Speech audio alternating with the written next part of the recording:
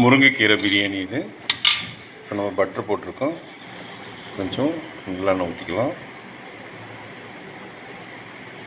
ரொம்ப நல்லாயிருக்கும். நெய் கூட போட்டுக்கலாம்.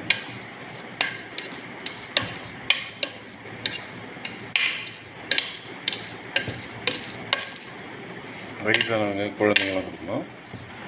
நல்லா வெந்திருக்குது.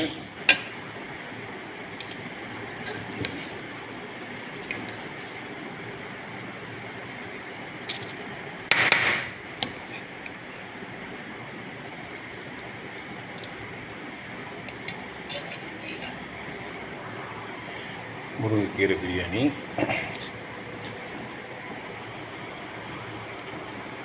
ரொம்ப சுவையாக இருக்குது.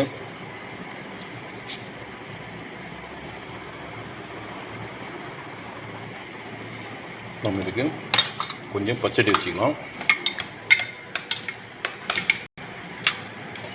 வெங்காய பச்சடி நல்லாயிருக்கும்.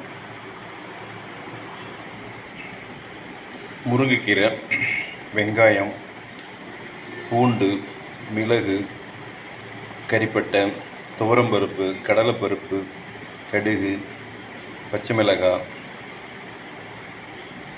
முருங்கைக்கீரை இதெல்லாம் போட்டு தான் நம்ம இதை செஞ்சுருக்கோம்.